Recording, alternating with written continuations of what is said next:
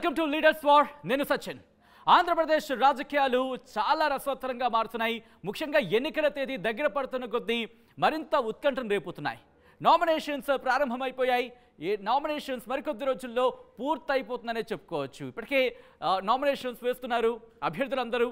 ఆ హడావుడి కనిపిస్తోంది, ఆ సందడి వాతావరణం కనిపిస్తోంది. ఈ నేపథ్యంలో నియోజకవర్గాల్లో పల్స్ ఎలా ఉంది, అక్కడ ప్రజలు ఏ అంశాన్ని ప్రాతిపదికగా ఓటింగ్కి వెళ్ళే అవకాశం కనిపిస్తోంది, ఎవరి వైపు మొగ్గు చూపే అవకాశం ఉంది, ఎటువంటి అంశాలు ప్రభావితం చూపించబోతున్నాయి, ప్రభావితం అయ్యే అవకాశం అంటే ఎటువంటి అంశాలు అక్కడ ప్రభావం చూపించే అవకాశం ఉంది, ఇవన్నీ తెలుసుకునే ప్రయత్నం చేద్దాం. అంతకన్నా ముందు ఏ పార్టీ ఎవరి బరిలోకి దించిందో చూద్దాం, వాళ్ళ ప్రొఫైల్స్ చూద్దాం, ఆ తర్వాత డీటెయిల్గా మాట్లాడుకుందాం. Here it is. వైసీపీ నుంచి ఎవరు బరిలో దిగుతున్నారు, టీడీపీ నుంచి ఎవరు బరిలో దిగుతున్నారు అనేది చూద్దాం. రాయచోటి నియోజకవర్గానికి సంబంధించి వైసీపీ బరిలోకి దించింది గడికోట శ్రీకాంత్ రెడ్డిని, అలాగే తెలుగుదేశం పార్టీ బరిలోకి దించింది రామ్ ప్రసాద్ రెడ్డిని. వీళ్ళ ప్రొఫైల్స్ చూద్దాం, ఆ తర్వాత డీటెయిల్గా మాట్లాడుకునే ప్రయత్నం చేద్దాం. Here it is. వైసీపీ నుంచి బరిలోకి దిగారు గడికోట శ్రీకాంత్ రెడ్డి. ప్రొఫైల్ చూస్తే కనుక రెడ్డి సామాజిక వర్గానికి చెందిన నేత, కుటుంబ రాజకీయ నేపథ్యం కూడా ఈయనకి కలిసొచ్చే అంశం. 2009లో కాంగ్రెస్ నుంచి తొలిసారి రాయచోటి ఎమ్మెల్యేగా పోటీ చేశారు, గెలిచారు. ఇంకా ఈయన ప్రొఫైల్ చూస్తే 2012లో వైసీపీలో చేరారు, ఉప ఎన్నికలో మరోసారి ఎమ్మెల్యేగా పోటీ చేశారు, గెలిచారు. గడికోట శ్రీకాంత్ రెడ్డి 2014, 2019లోనూ గెలిచారు. ప్రస్తుతం ప్రభుత్వ చీఫ్ విప్గా ఉన్నారు గడికోట శ్రీకాంత్ రెడ్డి. ఇది వైసీపీ నుంచి బరిలోకి దిగుతున్న గడికోట శ్రీకాంత్ రెడ్డికి సంబంధించిన ప్రొఫైల్. ఇక తెలుగుదేశం పార్టీ నుంచి బరిలోకి దిగుతున్నారు రామ్ ప్రసాద్ రెడ్డి. ఈయన ప్రొఫైల్ కనుక చూస్తే రెడ్డి సామాజిక వర్గానికి చెందిన నేత, కుటుంబ రాజకీయ నేపథ్యం కూడా ఈయనకి కలిసి వచ్చే అంశం. ఈయన తండ్రి మండిపల్లి నాగిరెడ్డి 2 సార్లు రాయచోటి ఎమ్మెల్యేగా పోటీ చేశారు, గెలిచారు. ఇక దీంతో పాటు గతంలో సమైక్యాంధ్ర పార్టీ నుంచి పోటీ చేశారు, ఓటమిని చవిచూశారు రాంప్రసాద్ రెడ్డి. ఈయన సోదరి కూడా ఎమ్మెల్యేగా పోటీ చేశారు, ఓటమిని చవిచూసిన పరిస్థితి. ఇది అభ్యర్థులకు సంబంధించిన ప్రొఫైల్. ఇక రాయచోటి నియోజకవర్గానికి సంబంధించి క్లుప్తంగా చూసే ప్రయత్నం చేస్తే కనుక రాజంపేట లోక్సభ స్థానంలో భాగం రాయచోటి నియోజకవర్గం. ముస్లింల ఓట్లు ఇక్కడ కీలకమైన మాట వినిపిస్తుంది.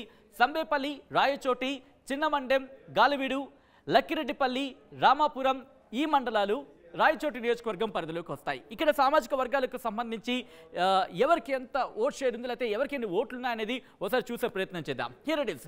ఇక్కడ ముస్లిం సామాజిక వర్గానికి సంబంధించి 86,000 ఓట్లు ఉన్నాయి, బీసీ సామాజిక వర్గానికి 51,000 ఓట్లు ఉన్నాయి, ఎస్సీ ఎస్టీ సామాజిక వర్గానికి కలిపి 91,000 ఓట్లు ఉన్నాయి. At the same time Balija సామాజిక వర్గానికి సంబంధించి 32,000 ఓట్లు, అలాగే రెడ్డి సామాజిక వర్గానికి 30,000 ఓట్లు ఉన్న పరిస్థితి. సో ఇక్కడ మీరు చూస్తే కనుక మేజర్గా ఎస్సీ ఎస్టీ అలాగే ముస్లిం సంబంధించి ఇక్కడ ఈ 2 సామాజిక వర్గాలకు సంబంధించి కీలకమైన పాత్ర పోషించే అవకాశం ఉంది, కీ రోల్ పోషించే అవకాశం ఉంది అనే మాట ఇక్కడ వినిపిస్తోంది ఇక్కడ సినారియో బట్టి చూస్తూ ఉంటే కనుక. సో ఏం జరగచ్చు, అక్కడ ఎటువంటి అంశాలు ప్రభావితం చేసే అవకాశం ఉంది, ఎవరి వైపు అక్కడ ప్రజలు మొగ్గు చూపే అవకాశం ఉంది, ఎటువంటి అంశాలు ప్రభావితం చేయబోతున్నాయి తెలుసుకుందాం.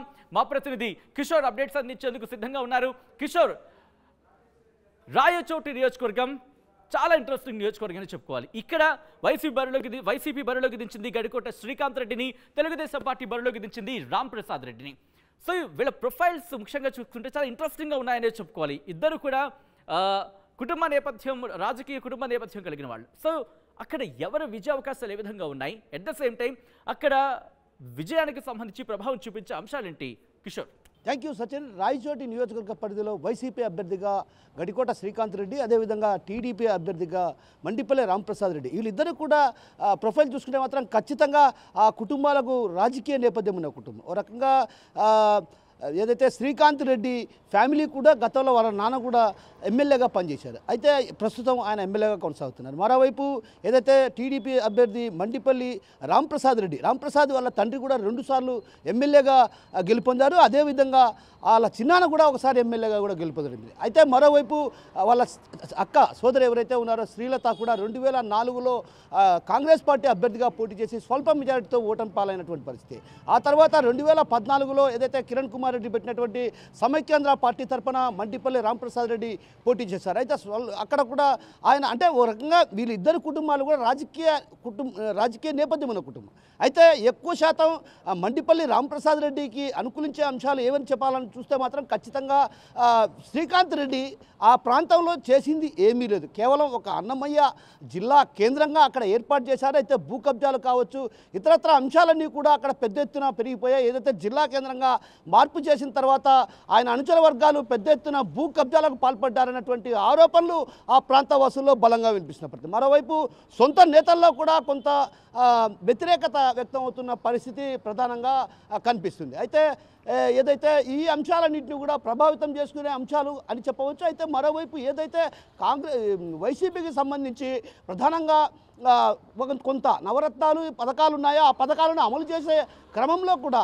అవన్నీ కూడా గ్రామీణ ప్రాంతాల్లో ప్రభావం చూపుతాయన్నటువంటి భావన ఆ ప్రాంతవాసుల్లో వ్యక్తమవుతున్న పరిస్థితి కనిపిస్తుంది. మరోవైపు అటు ఏదైతే శ్రీకాంత్ రెడ్డి ఎమ్మెల్యేగా ఎన్నికై ఇన్ని సంవత్సరాలు అవుతున్నా కూడా 5 ఏళ్ళు అయినప్పటికీ కూడా ఎక్కడా కానీ అభివృద్ధికి నోచుకొని పరిస్థితి ఉన్నటువంటి భావన ఆ ప్రాంత ప్రజల్లో వ్యక్తమవుతున్న పరిస్థితి. ప్రధానంగా మైనారిటీ వర్గాలకు సంబంధించి ఆయన ఒక ఎమ్మెల్సీ ఏదైతే రాయచోటి ప్రాంతానికి చెందినటువంటి వారికి ఎమ్మెల్సీ కూడా చేయటం జరిగింది. అయితే మైనారిటీ వర్గాల్లో కూడా పూర్తి స్థాయిలో అసమ్మతి ఉన్న మాట అక్కడ వినిపిస్తున్న పరిస్థితి. ఎందుకంటే మైనారిటీ వర్గాలు ఒక వర్గాన్ని మాత్రమే దగ్గర తీసుకుని మిగతా వర్గాలకు తీరని అన్యాయమే చేశారన్నటువంటి భావన ఆ ప్రాంతవాసుల్లో వ్యక్తమవుతున్న పరిస్థితి. ఇవన్నీ కూడా అనుకూలించే అంశాలనే టీడీపీకి అనుకూలించే అంశాలనే చెప్పవచ్చు. అయితే టీడీపీకి సంబంధించినటువంటి మండిపల్లి రామప్రసాద్ రెడ్డి ఏదైతే ఎవరైతే ఇటీవల కాలంలో టికెట్ ఆశించినటువంటి ద్వారకనాథ్ రెడ్డి పార్టీలో చేరారు, ఆయన్ని కూడా కలుపుకొని పోవడం లేదన్నటువంటి భావన ఆ ప్రాంతవాసుల్లో వ్యక్తమవుతున్న పరిస్థితి. అయితే మరోవైపు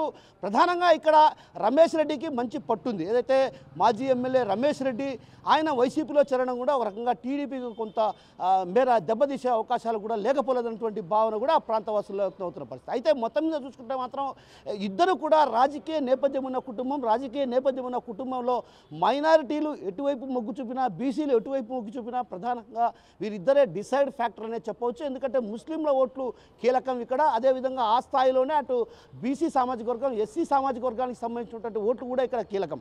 అయితే ప్రధానంగా తీసుకుంటే మాత్రం బలిజ సామాజిక వర్గానికి సంబంధించినటువంటి నేతలు ఆల్మోస్ట్ ఆల్ 80% అటు టీడీపీ వైపు మొగ్గు చూపుతుంటే 20% వైసీపీ వైపు మొగ్గు చూపుతున్నారన్నటువంటి భావనలు ఆ ప్రాంతవాసుల్లో వ్యక్తం అవుతున్నాయి. అయితే మరోవైపు ఇప్పటికి కూడా త్రాగునీటి కోసం తీవ్రమైనటువంటి ఇబ్బందులు పడుతున్న పరిస్థితి ఆ రాయచోటి ప్రాంతవాసులు. ఎందుకంటే అక్కడ ఉన్నటువంటి ప్రాజెక్టుల నుంచి నీరు తరలిస్తామని చెప్పినప్పటికీ కూడా అక్కడెక్కడ కూడా నీరు అందించలేని పరిస్థితి. మరోవైపు డ్రైనేజీ వ్యవస్థ కూడా అస్తవ్యస్తంగా ఉన్నటువంటి పరిస్థితి.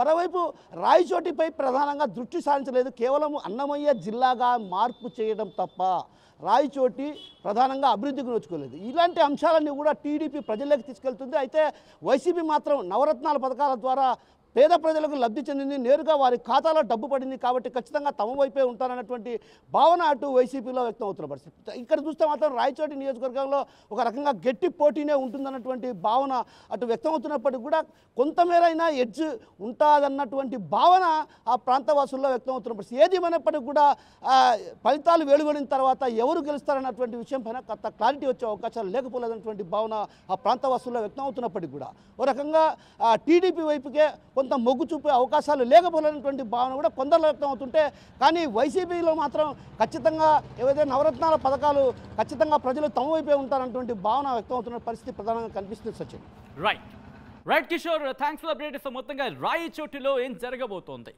రాయచోటి నుంచి ఎవరు నెగ్గి అసెంబ్లీలోకి అడుగు పెట్టబోతున్నారని ఒక ఇంట్రెస్టింగ్ డిస్కషన్ అయితే మాత్రం అక్కడ జరుగుతోంది. సో ఎవరది అనేది జూన్ 4న ఫలితాల రోజు చూద్దాం.